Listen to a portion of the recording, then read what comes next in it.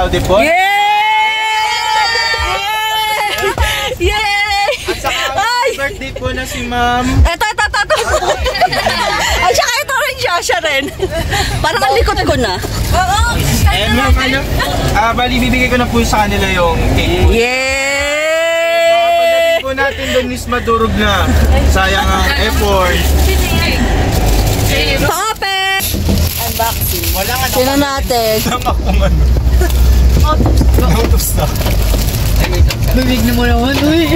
Yun! Ayan o! Hindi, dalawa yan!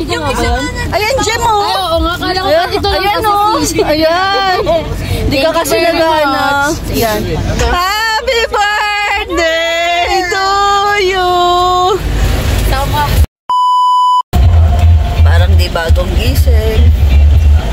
So, hi guys! So, ayan guys, nandito na kami sa Paway Church. Yan. So, first stop namin dito sa Paway. Ano guys? Yes. So, yun guys, nandito na kami sa Paway Church. Ayan. So, first stop namin is here.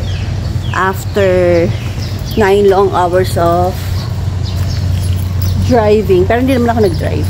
So, ayan. So, ang ganda niya. Tour ko kayo guys. Ito ang aming first stop.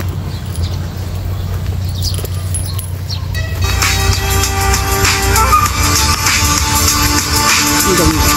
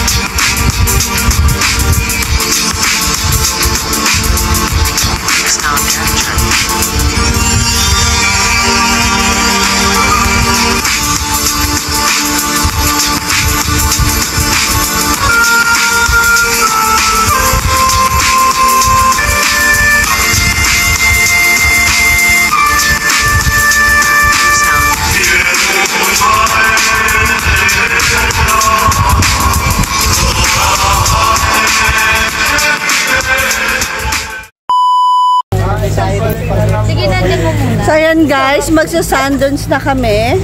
Yan. Di ba po, kasama ka? Oh, siya! Libre ka. So, ayan. Bayaran mo muna siya. Utang muna. Buti pa si CJ, maraming pera. So, dalawang sasakyan kami. Ayan. Baby girl! Ay, di kayo sama? Oh, pak! Marimar.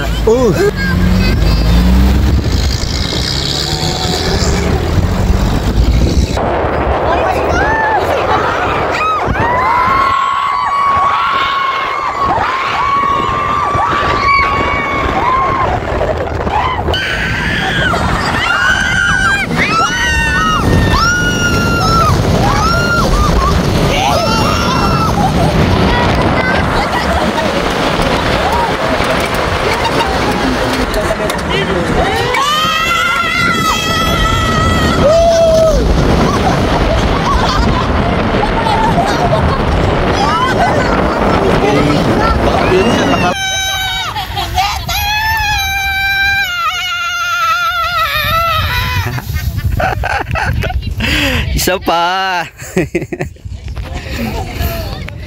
May pumasok sa panty ko.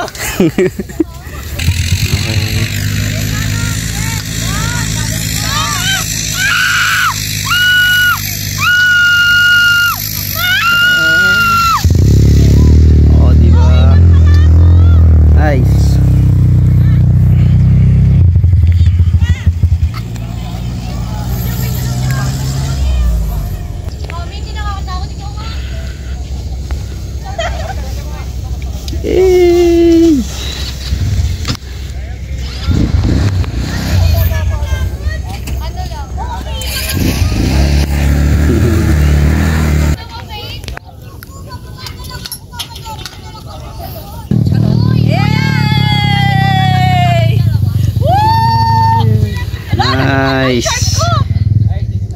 Nice. Sarap. Hirap lang umakyat, kuya. Oo, ma'am. Masyadong mataas. Agay yung puwit ko. Lakad ka sa bagay.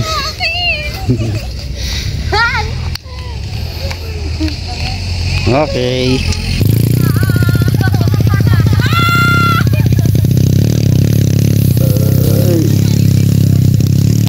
Nice. Bumigat sa akin.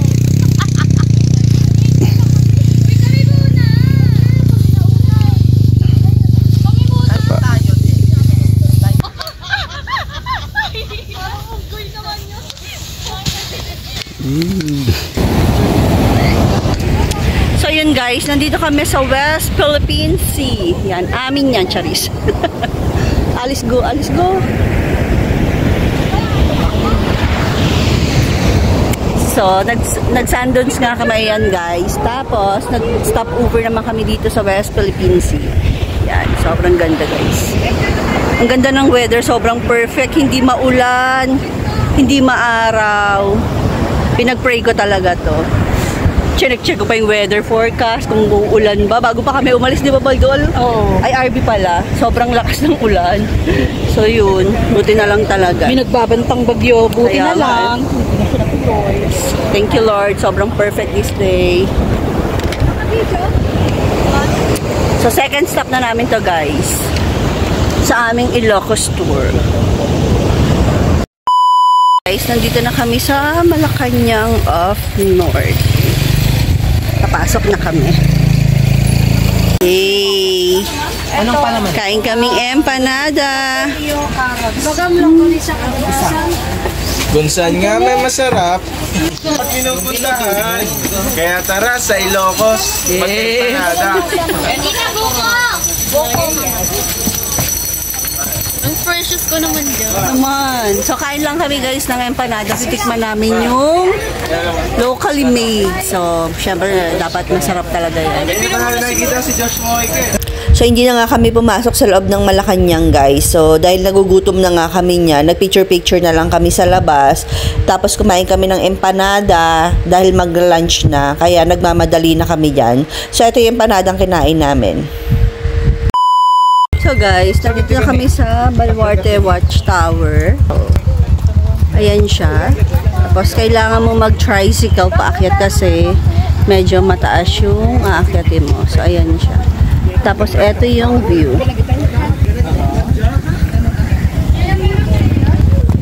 So, medyo mataas lang ang aakyatin, guys. Kaya mo yan, Chubby. Madadapa. Ikaw mo si mami.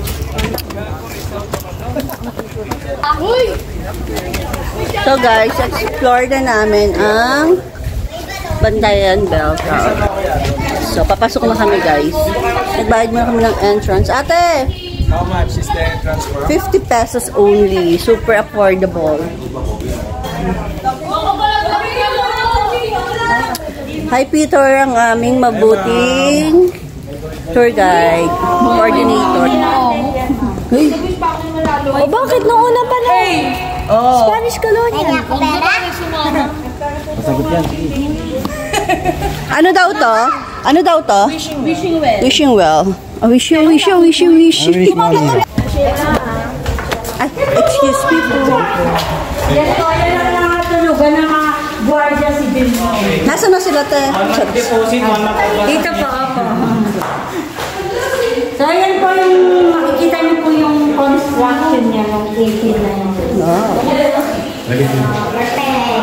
Perfect. Ay, sabi mo ako. Ganito sa camera. Si ate ang tour guide dito. So, kung makikita niyo po yung construction, is replica na lang din po kasi yung mga original na lang pala nung is nasira kasi sobrang tagal. 132 years na po ito yung panahon ng pananakot ng mga Kastila. So, pinatayo niya ng mga Kastila nung ginamit po nila is mga bricks lang po nung wala pa namang semento. So, ito po yung sample ng bricks na ginamit sa pagpapatayo niya. So, clay po siya na may halong egg white tsaka honey. So, para daw po mas matibay, hinahaluan niya ng mga egg white, honey, tsaka yung mga eggshells niya.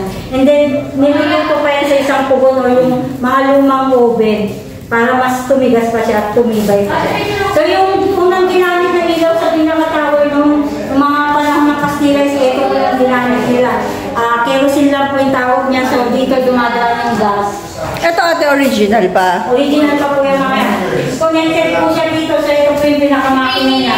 Pag binumba na po nila yan, manuwali nilang binubomba every 4 hours. Nadadalo na yung gas and then bubuga na yung apoy dyan. Nagre-reflect naman siya sa lens niya para mas maliwanag. So kitang-kita yung masasakit pandagat nun pag nag-reflect na siya dito. Ang nakita niyo kung ilang small light na, parang lang niya. Yan yung sabi ko, sisira ako na, aking pa rin po yung lighthouse ng keyboard. So, ako, ginagamit pa rin po yung mga ko, para nadaan pa rin nila sa gabi, tsaka tayo nila sa gabi. Kaya umilang pa rin siya. So, yung model niya solar power, automatic po siya nila ng sisira hanggang sisira. So, ang mga lang nila ginagamit namin sa mga kwarto, dito lang sa gabi ng lighthouse. Pag nag-roaming sila sa gabi, pinakala. Ang mga story yung model niya.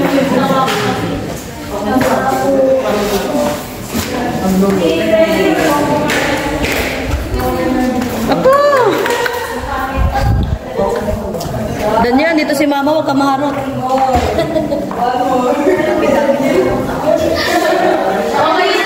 Country roads, please take me home and to the place I belong,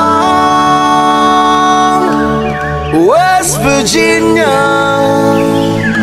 Mountain Mama. So guys, nandito na kami sa Baguio, Ilocos. So, ayan na ang windmill. So, napakaganda dito guys. Tingnan, 360.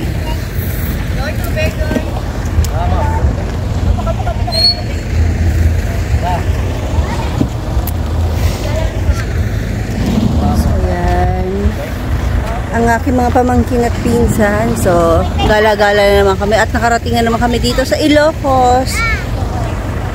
So, eto guys, pang-apat na stop na. Pang-ilan na natin to? 4, 5. Pang-ilang stop na natin to, kuya? 5? Yun. So, pang-5 stop na namin to. So, eto ang last stop namin for the day. Tapos, another na naman tomorrow. So, ayan. So, guys, ulitin muna namin ang picture-picture dito. Tsaka yung view. Sa, mamaya na lang ulit. So yun guys, mababa na nga kami sa tabing dagat dyan at may nadaanan kami mga souvenirs. Ang sobrang cute ng souvenirs at sobrang mura. Tapos eto na guys, nakita na namin ang windmills ng malapitan. Dati sa TikTok ko lang siya nakikita. So ngayon, napuntahan na namin siya. Bucket list, unlock na naman with the gang. So hi guys, so second day namin dito sa Pagudpud, Ilocos Norte. Saan ka na ate? So, mag-swimming kami. Enjoy muna namin ang magandang dagat na ito. Ayan. So, yung mga bagets sa'yo na nauna na.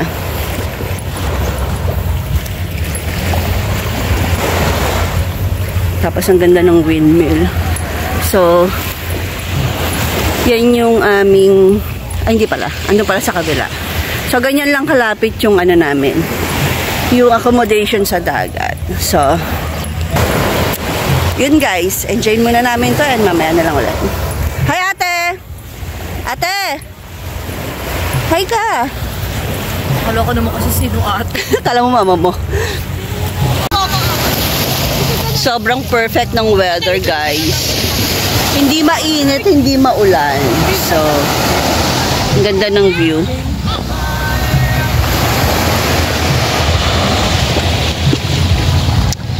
So, ayun yung accommodation namin. Tapos, eto yung dagat. So, super lapit lang namin sa dagat. So, it's 7 in the morning and i-enjoyin lang namin tong magandang beach na to. Jem! Tingin kayo dito. Shabs! Hi! Hi ka! Picture ba? Ay, video. Ay, wait lang. Kala ko picture. So, yun guys. Enjoyin muna namin tong araw na to and it's our last day. So, may paganyan pa. Oh. So, ang ganda-ganda talaga dito.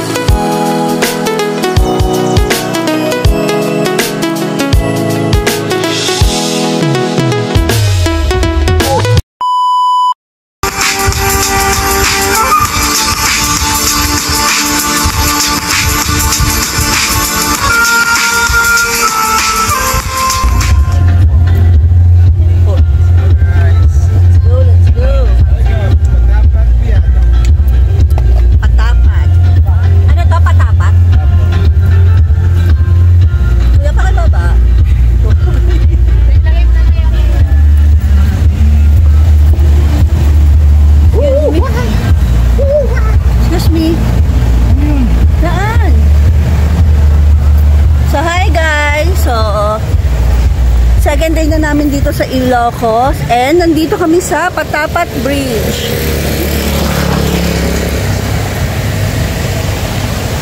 So from our accommodation, it takes 15 minutes only. So ayan guys. So ang ganda niya. Nakikita ko lang to sa ano eh. Sa TikTok, sa Reels, sa YouTube. So ngayon, nandito na kami.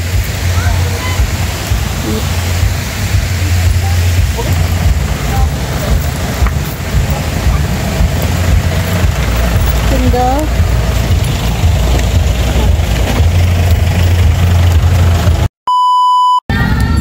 So hi guys, so dito na kami sa Vegan Ilocos Sur. So this is our last stop sa aming Ilocos tour.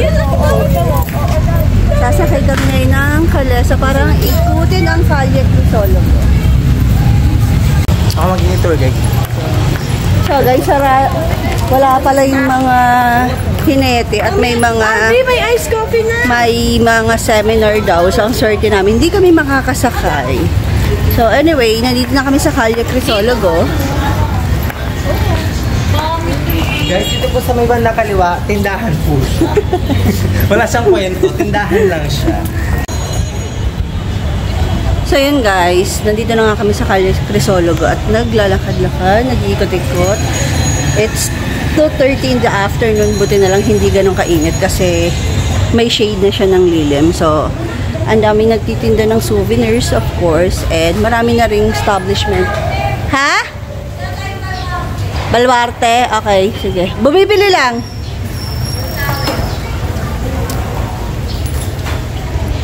So, lilipat na kami ng Baluarte. Doon naman kami mag-iikot-ikot. Yun pala yung last, hindi pala to. Sorry. So, akala ko ito na yung last. After nun, uwi na kami ng Manila sa Calle Crisologo.